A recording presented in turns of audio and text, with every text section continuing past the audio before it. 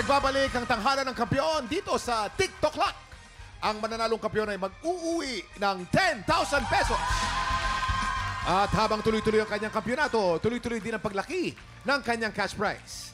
Jessica, ilang stars ang bibigay mo kay Ranolfo? Ranolfo, ito ang stars ko for you.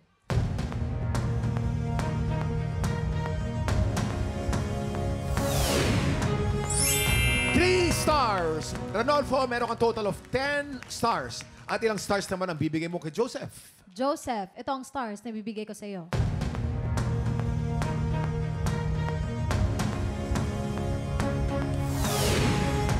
Three stars. Joseph, meron kang total of 9 stars. Congratulations, Ranolfo. Ikaw ang hahamon sa kampiyon ngayon. Magtutuloy-tuloy kaya ang paghakbang ni Justin Herradura palapit sa Grand Finals? O baka naman si Ranolfo ang makapagpauwi sa kanya? Ito na ang kanilang back-to-back tapatan. Back-to-back tapatan ni Ranolfo at Justin. Napakamelo ng music natin ngayong araw na to. Labanan ng falsetto, ika nga. Ano kaya masasabi ng ating inampalan? Siguro ang papanigan namin ay yung para bang hinihingi pa namin yung mga kaya pa niyang ibigay. Kasi sa tingin namin, marami pa siyang pwedeng ibigay na iba-ibang klaseng tunog.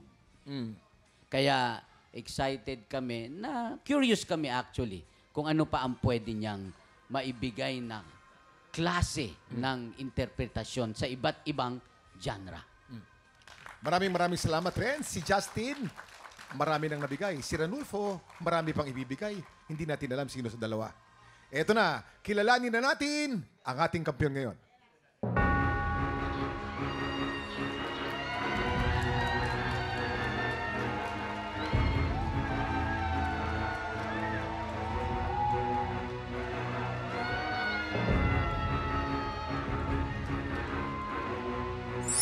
Justin, 12 stars. Ikaw pa rin ang kampiyon ngayon.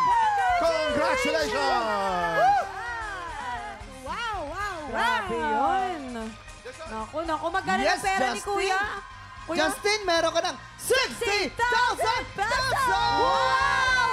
Grabe naman yun. Congratulations, Justin. After 6 consecutive wins, 2 na lang ang kailangan mo para makapasok ka sa Grand Finals. Pero para makuha ang iyong ikawalong panalo, isang malaking hamon ang kailangan mong malagpasan.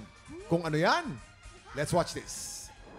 Ngayong 2025, mas matinding hamon ang hinarap ng mga Pilipinong may pusong kampiyon. Dahil ngayong taon, mula sa 5, 8 panalo lang kinakailangan para makakuha ng pwesto sa Grand Finals. Kaya sa harap ng mas malaking hamon, mas tumingkad ang tatag at galing ng ating mga kampiyon. At sa oras na may 5 Grand Finalists na nakapwesto sa Grand Finals, isang bagong pagsubok ang pagdadaanan ng kampiyon ngayon upang makuha ang inaasam na ika-8 panalo. Mula sa 5 nakapwesto, pipili ang kampiyon ngayon ng isang Grand Finalist na hahamunin. At silang dalawang maghaharap sa one-on-one bakbakan. Mula sa kanilang dalawa, ang inampanan ng pipili kung sino ang karapat-dapat makapwesto sa Grand Finals. Magtagumpay kaya ang kampiyon ngayon na makaagaw ng pwesto? Yan ang sama-sama nating abangan dito sa Hamon ng Kampiyon! Kung mapagtagumpayan ni Justin ang hamon na yan ang sama-sama nating tutukan. Yes, congratulations again, Justin. Ayan, ano naman ang message mo para sa iyong #1 supporter, kay Mommy? Yan si Mami. Hello po, Mami. Thank you so much po for the unwavering support po. And syempre po, without you po, wala po ako dito sa stage na kinakatayuan ko po ngayon. Kaya thank you so much po. Congratulations again, Justin. At syempre, sa mga kababayan nating Pinoy sa Japan, excited na kaming makilala kung sino ang ihiranging kampiyon mula sa audition ng Tanghalan ng Kampiyon, Japan! Kaya sa mga Pinoy sa Japan na palaban sa kantahan, pumunta na sa official Facebook page ng TikTok Lock para sa kumpletong detalye kung paano mag-audition. Eto na nga po mga tiktropa, bukas ang kasama kong sangre na si Angel Guardian at ang kaibigan ko si Buboy Villar. Ang mga kulitan natin, siguradong todo ulit ang saya. Kaya makitambay na dito sa TikTok Live!